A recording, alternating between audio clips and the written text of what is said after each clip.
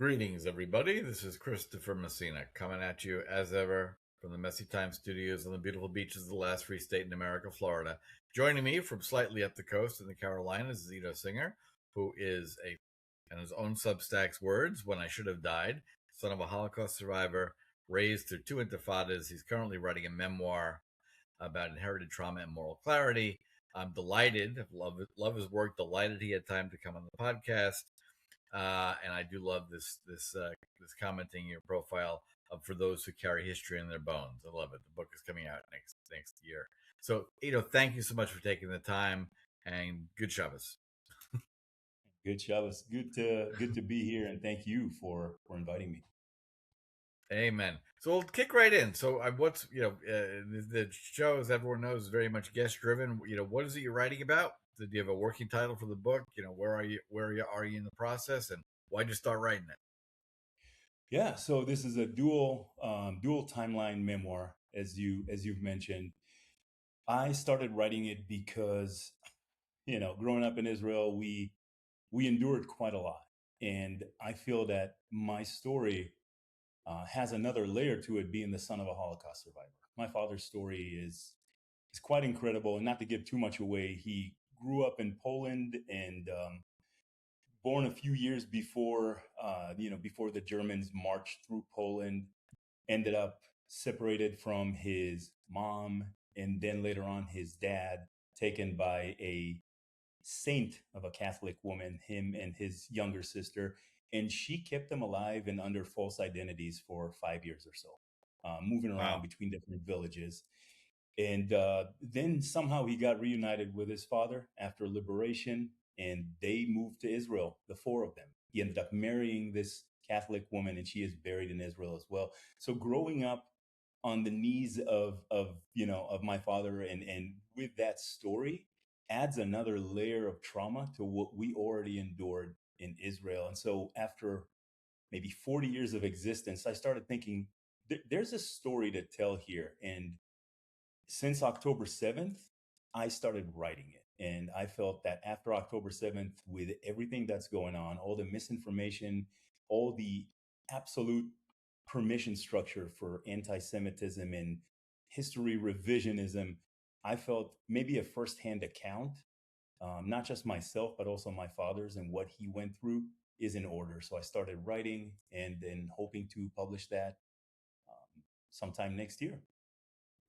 That's awesome. And for the home audience who has not been paying close attention, fancy words like historical revisionism and misinformation are just good words for lies, which is what the Islamofascists and the Jew haters specialize in.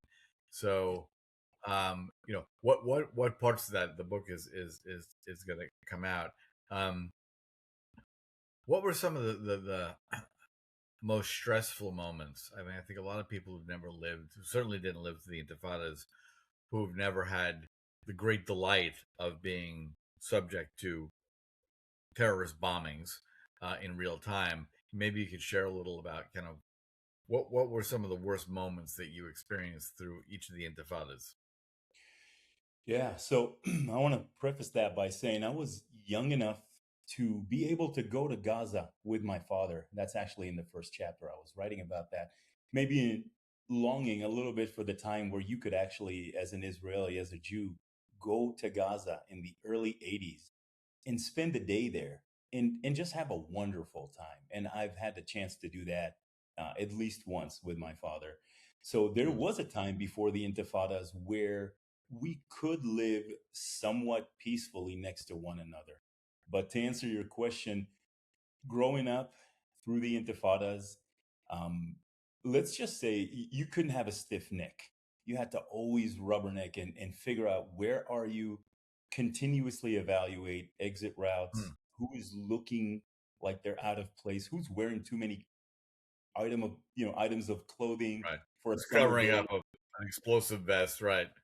Exactly. And I use the word profiling a lot in my writing, and I know it's a trigger word for a lot of people. We shouldn't profile. I Ha! think It's the only I thing that think keeps you alive. exactly. And I think that's the point here. I think all the niceties, all the kindness, that's good to have, but sometimes it clashes against practicality and survival. And when you are around the first suicide bombing scene, all of that goes out the window. Am I going to Right. survive? Am I going to do what is necessary, not to hurt other people by profiling them or whatever that means, but to make sure that I am not in that mess? And so I was fortunate enough to narrowly escape two suicide bombings. One I saw from across the street as I was about to cross to the same place that exploded, and the other Jesus. one is a funny story. I was on my way to a bar I was regular with a bunch of friends. I canceled going there that night because I finally got this date that I've been chasing for months. She finally said yes.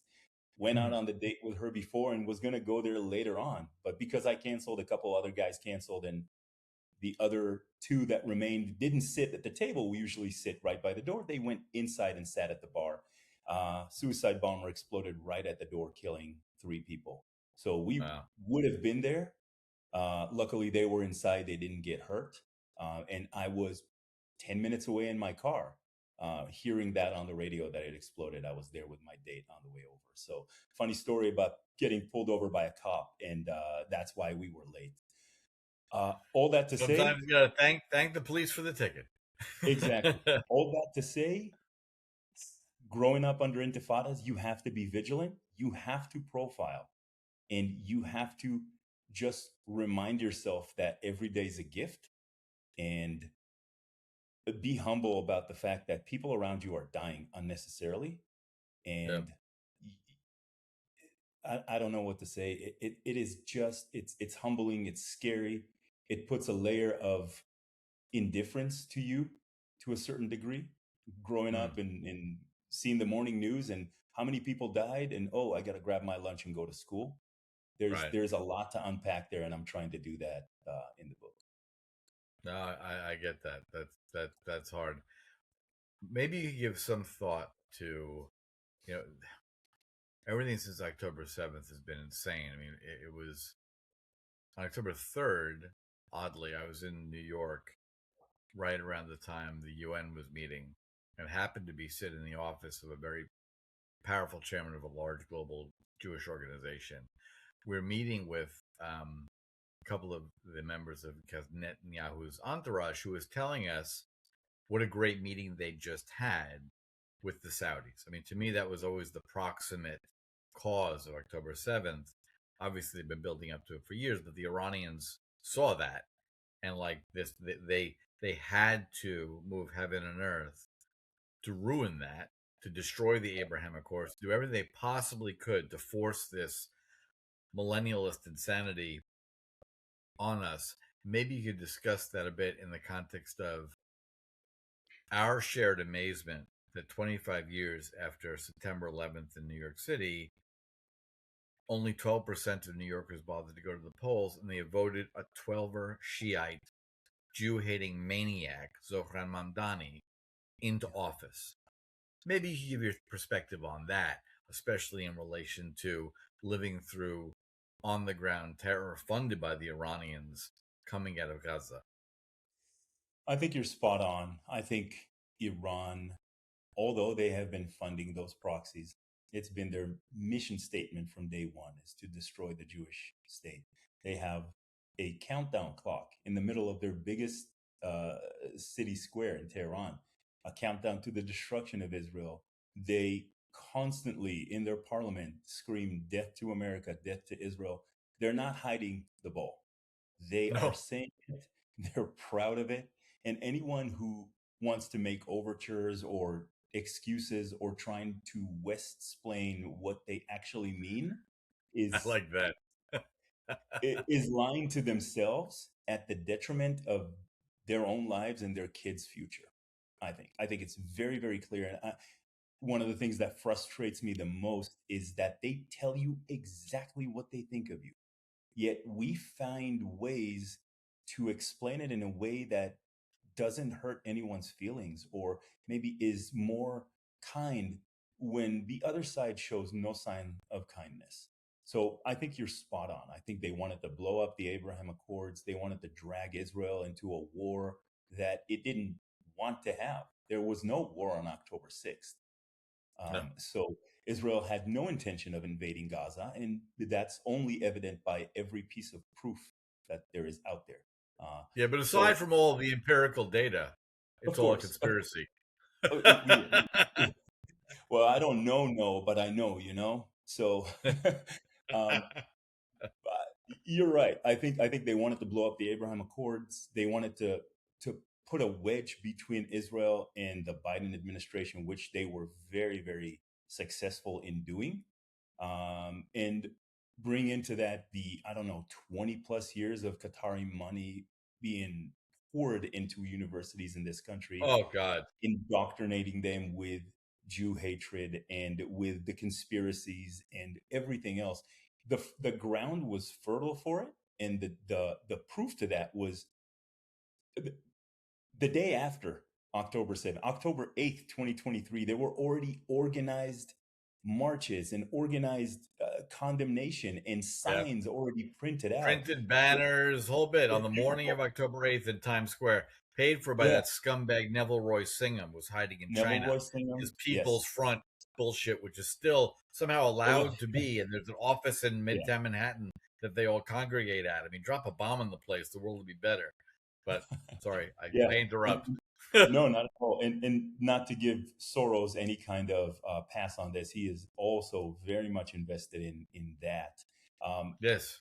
yeah, Staples would be proud to have that kind of turnaround and that kind of quality of work in one day. So all of Yeah. that was organized, all of that was funded and ready to go before it even happened. So yes, to your point, they definitely wanted to destroy the Abraham Accords. I think the general feeling on October 8th, especially for me, I was at work when it happened. When the notifications started pouring in, I had to leave, and I didn't go back for a couple of days. Right. I couldn't understand. Nobody understood what was happening. It was such a chaos. And yes, Israel absolutely dropped the ball in many, many ways. Intelligence and response and communication and the hubris of the conception of, hey, we have the deterrence and they won't do anything. None of that worked. There were so many Yep. failures. But no, it was not an inside job, as so many of the No, of people. course not. I mean, Of course. as I'd said to people who go down this road, I said, look, it's like every prison guard knows.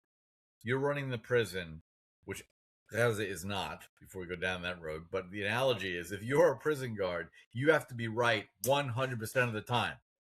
And the prisoner has to get lucky once, right? Hmm. And that's clearly part of what happened here, which is an absolute nightmare. But I somewhat facetiously, or very facetiously, wrote an essay, I did a podcast where I said, I feel really, really sorry for the poor Palestinians and the UN workers. You go through all this effort to be a mass murdering maniac. You wear a GoPro on your head. You film yourself killing people. Yeah. You film yourself live streaming, calling your daddy back in Gaza saying, I killed 10 Jews. Yay! And everyone says, Alhamdulillah, right? Allah Akbar. And you don't even get any credit for it. The internet starts telling you the Jews really did it and they made it up. I mean, think of all the hard work they put in. They don't even get credit for this atrocity.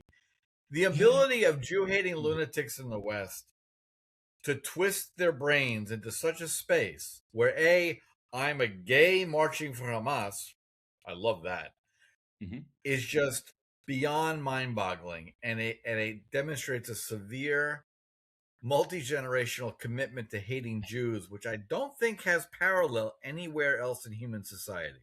What do you think of that proposition?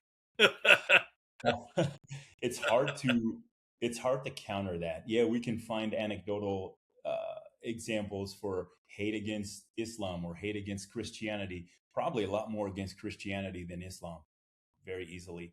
But no, I think there's a societal and a brain virus that jumps in when you start dabbling in conspiracy theories and trying to do 6 degrees of Hitler to try and find the Jew behind everything. Right. It, it's I like amazing. that. Thank you. I've never heard that. I'm going to play that from now on. That's a good game. I was thinking about saying 6 degrees of Kevin Bacon, but maybe a little bit more apropos here. So I think it's exhausting it's like playing whack-a-mole all day and every Yeah. day. So I try and engage sometimes online if it's coming in good faith. If there's a good faith argument saying, "Hey, have you considered this?" or maybe Israel should have done that. I'm good. I will engage with that. And I think it's important to keep the lines of conversation open. I think there are some people out there who may have heard some bad information and want to go to someone and get an inside opinion or a different opinion. And however minuscule that number is, those people I want to engage with. But when you come Right. in and send me another message about the Hannibal directive as if you think you just unearthed something important. No, Right. Some earth none of that, man. shaking. Yeah. Correct. Yeah, there's It's hard. I'm with you on that, and I remember Barry Weiss wrote it beautifully. She said it beautifully. One of her philosophers she cites that you should never get a lie go. Never let a lie go unchecked, right? yeah. But I balance that with like losers like that Flake Dan Bilzerian out in Vegas, right? My comment is, I answer these morons once, not for them, but because of any kid that might be reading the exchange and sees my silence as acquiescence. Like this scumbag Jew hater scored a point off me because I didn't answer. That's it. And I make it very clear. I'm not answering you, you horrible, stupid moron. I'm answering for whomever might be reading this. And then I'm muting you or blocking you because I don't have time for this because there are millions of you and you're all mouth breathers. And I live in your heads 24/7 for free. And when I hit click, I'm never going to think about you again.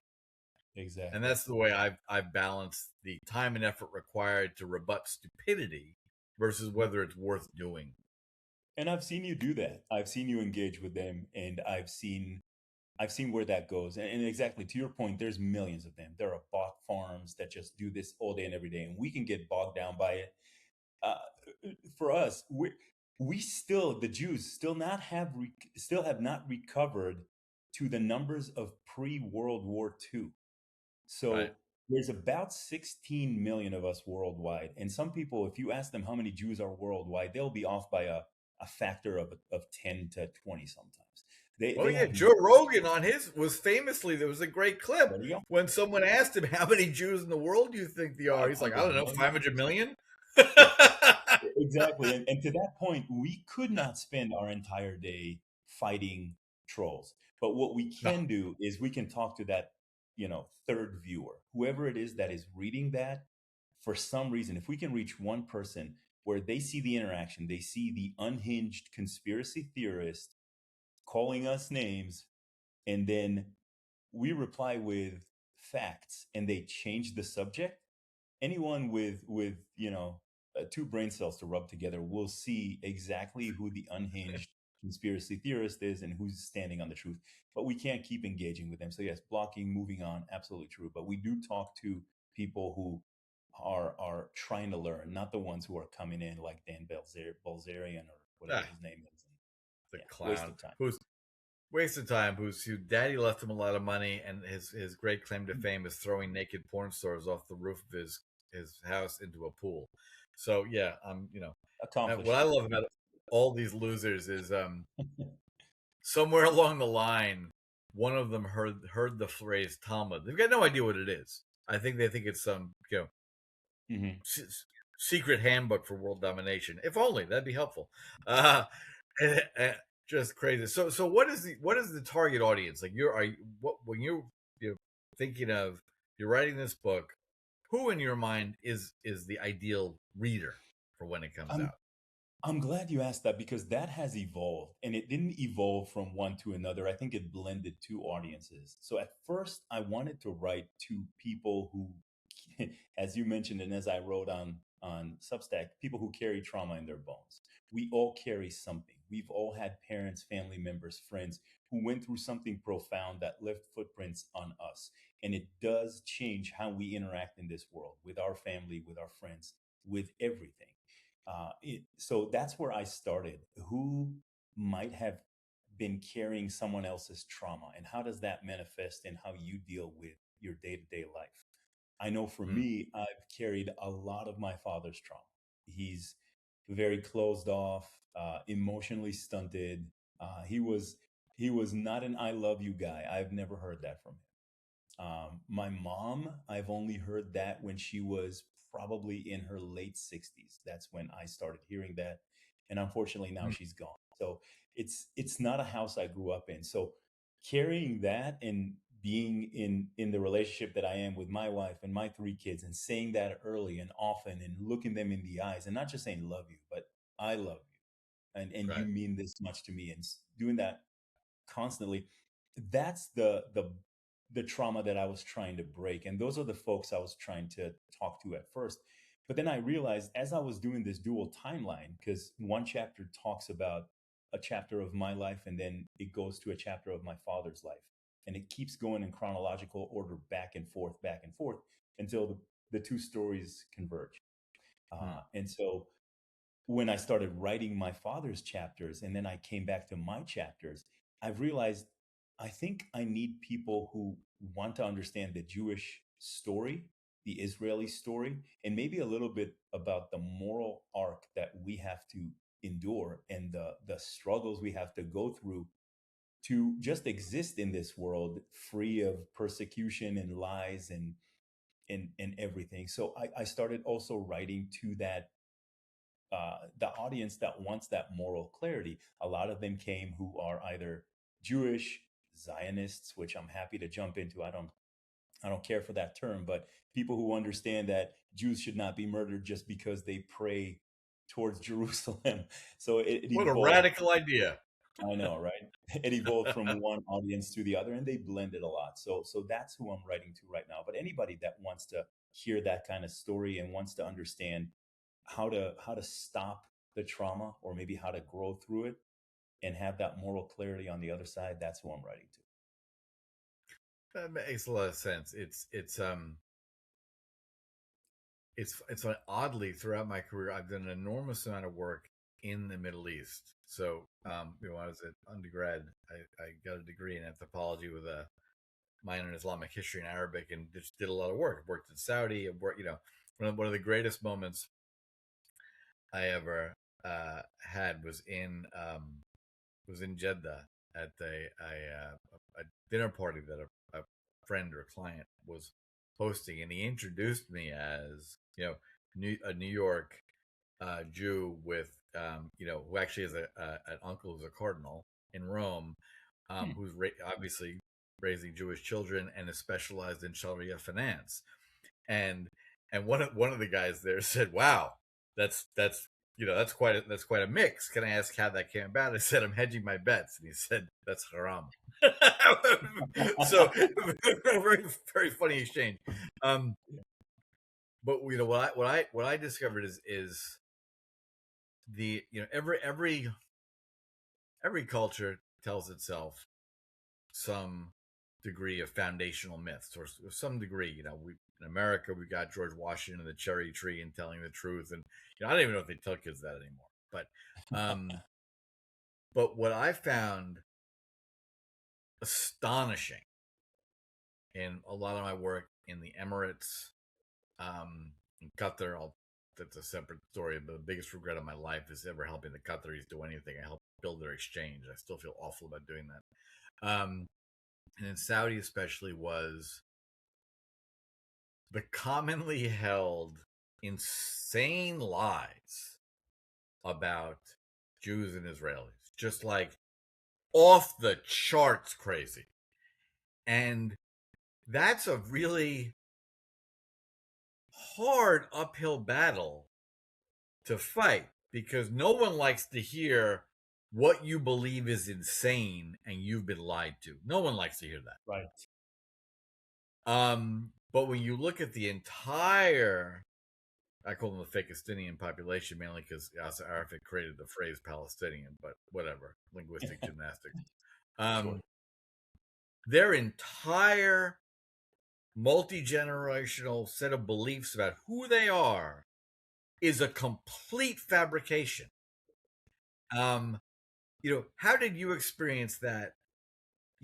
So you must have had to deal with Palestinians at some point within Israel. I mean, Yeah. how did that cognitive dissonance come up a lot? Did you ever have to confront it?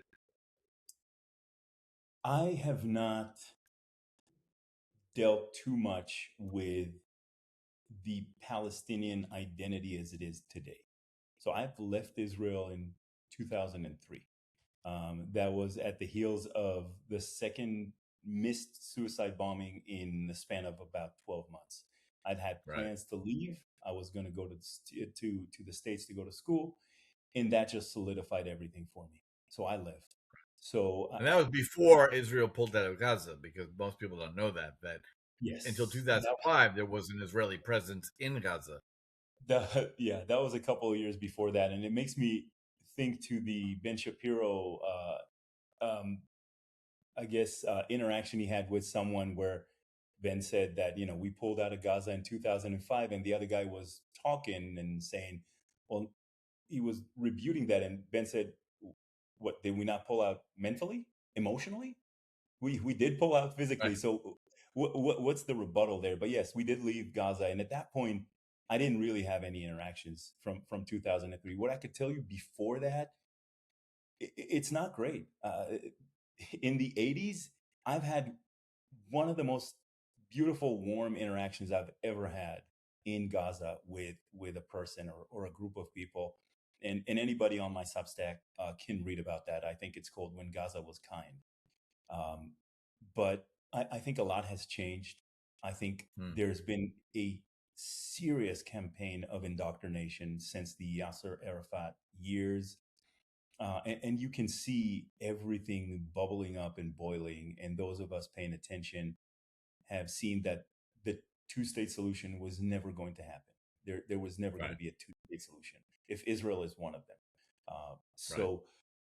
So yeah, there's there's a lot there to unpack.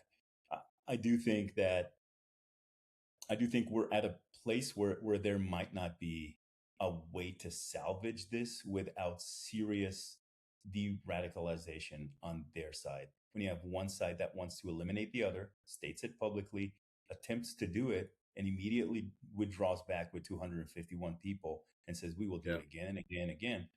And the other side just says, hey, give us back our people and we're coming in to get them, because any country worth its salt would do that. Of course.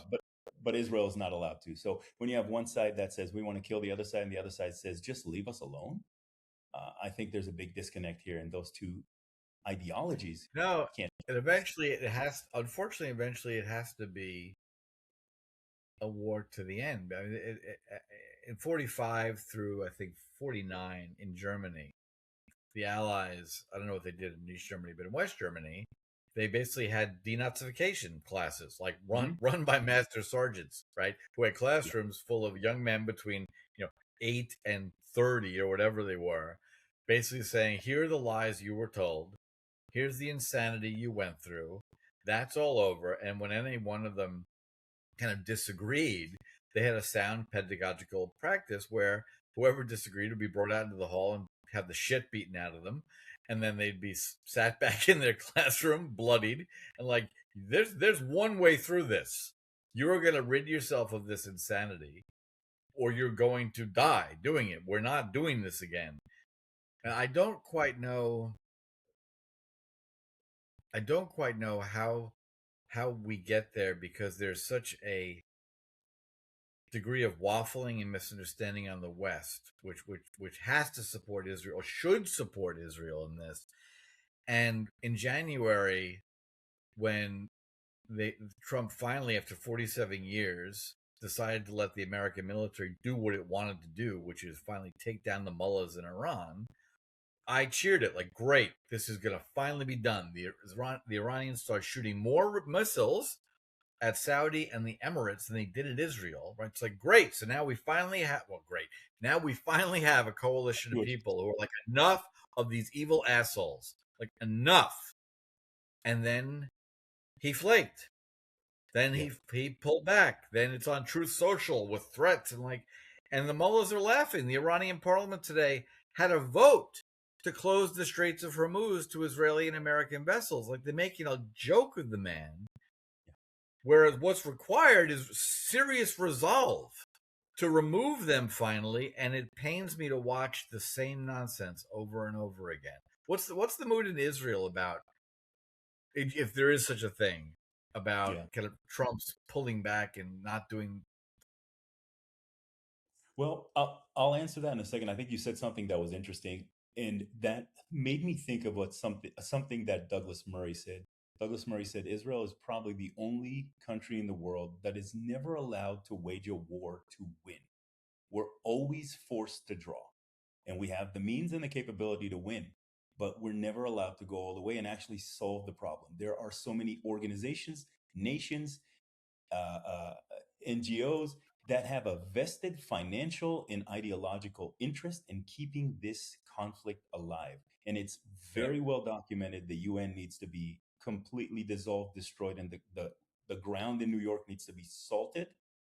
Uh, and you can see that with UNRWA. UNRWA is the only Oh, organization, evil. agency in the world. Their mission statement is to keep the Palestinian conflict alive, and they're Yeah. the only organization dedicated to a one people. That's it, and they are keeping them refugees in perpetuity forever, just because this conflict needs to stay alive. So yeah, that's a big hill to climb. But about the war in Iran right now, I thought that could have been over in about a week. And we were headed that way. Israel was Yeah. flying sorties right next to the US. There was a major destruction of infrastructure and missile capacities and defense systems.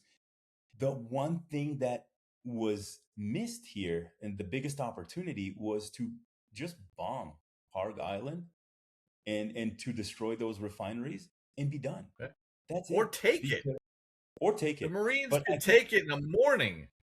exactly. But I think Trump's biggest trepidation is to put boots on the ground. But you can destroy a significant part, or a part or whole of those targets, and bring them to their knees immediately. The only way they can keep this alive and continue to lie and play everyone is because they have something to stop in the Strait of Hormuz, and they still Yep. have oil that they can produce. If we take that away, it's over. But I don't know if there's the appetite to do it. I don't know if there's support inside the Republican Party to actually get it done. And man, we got to find those leakers. This is too much. Yeah. Well, I know a lot of folks from the Persian diaspora. Grew up with a bunch of them, and one of them was saying to me, he's tearing his hair out. He's like, I don't know what they don't get. Just start dropping crates full of AK-47s and ammunition throughout the fucking country, because the Yeah, people know who the IRGC are. They know who the thugs who support the regime. Arm the people. Just arm the drop people. millions of rifles. Just do it. Can't be worse than it is now. Like, let No, them shoot back. They're killing tens of thousands of their own people. They're hanging publicly, 23-year-old Olympic stars who dared to talk against the regime. Just arm them. That was his comment. I was like, that's really brilliant. That would be yeah, relatively inexpensive. yeah, I agree. I mean, they disarmed the people a long time ago. They squashed any kind of opposition or any stir up that they can have, and that's it. And once you disarm your people, you can do whatever you want. And that's why this Second Which is Amendment. kind of why every Democrat in America loves to disarm people. They don't hate guns. They don't hate guns. They just hate guns in the hands of people. They want guns in the Exactly. hands of government. Uh, yeah, that's a topic for another time. It is. But I had having a conversation with someone earlier about this lunatic Kathy Hochul is the governor of New York, Mm. and most people pay no attention. This is why the political class gets away with what they do. During the Wuhan fakedemic, they created by kind of governor executive order this idea of concentration camps where any government bureaucrat could lock up any New Yorker on health reasons without any definition. Not like, well, after 8 days you'll let go. No, just indefinite.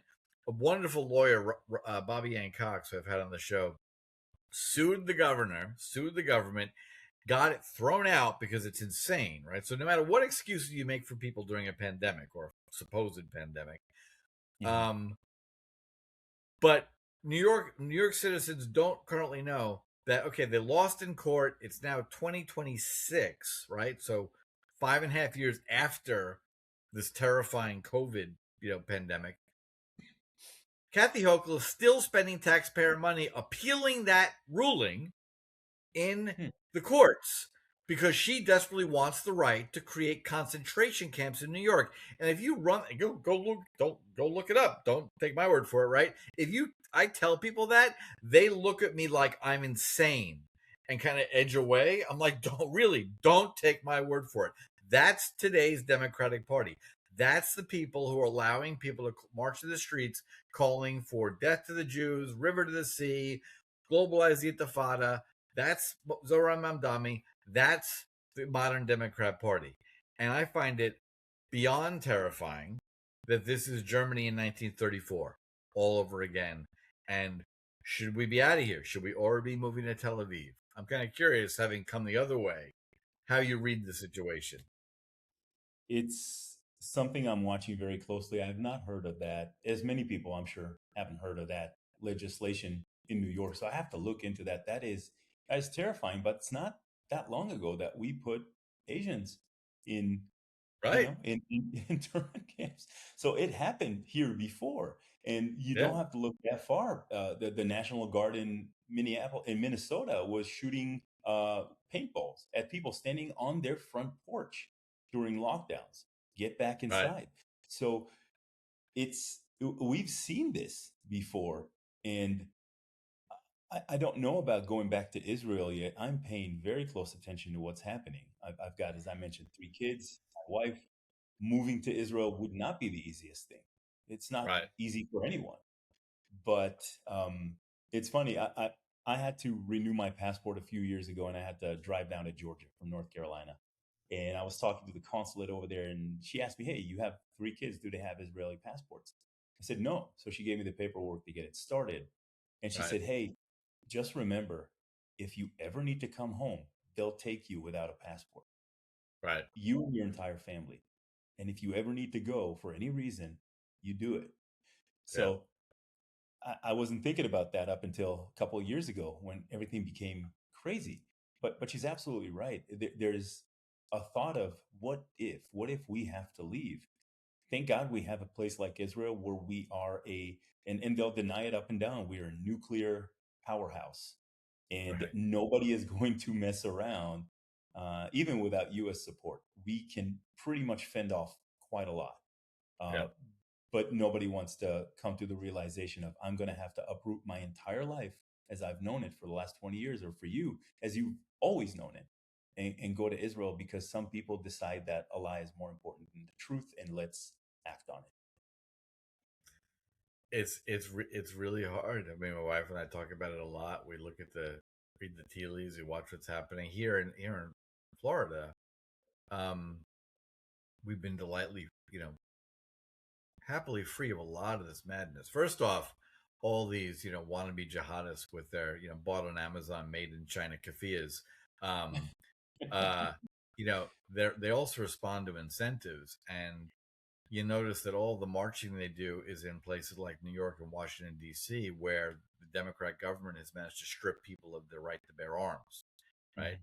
Mhm. Um, and I've got and here I'm on the in the belt of the buckle of the Bible Belt down here, and I know from all of my Christian friends, largely a large Baptist population here.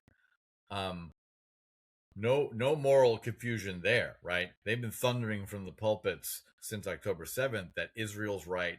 These Islamic assholes are fucking evil and wrong. Like, there's no question. There's none of this waffling and wondering. Like, they're like asking why hasn't Israel wiped Gaza off the map yet? That's their question.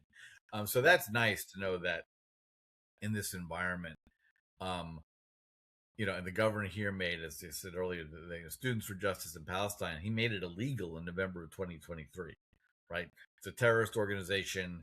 You're allowed to have, Arab cultural awareness stuff on campuses, and that's all fine. But like anything that remotely smacks of glorifying the Intifada, as the mayor of New York likes to say, um, is completely not allowed here. So that's been kind of nice. But I speak to my friends in New York, and especially in Canada, which apparently might as well be jihadi heaven, so far as I can tell. It's disturbing. It's disturbing that we're even having this conversation in 2026 in North America. It's just very disturbing. It is. I think one thing that the other side, the ones who support the Islamification of America and Europe and everything else, what one thing they've done right is they have instilled this taboo of talking about anything that happens, as it pertains to Muslims and terrorism, and they group it as Islamophobia. I Right. fight that term at every term. Oh, It's a all day made long.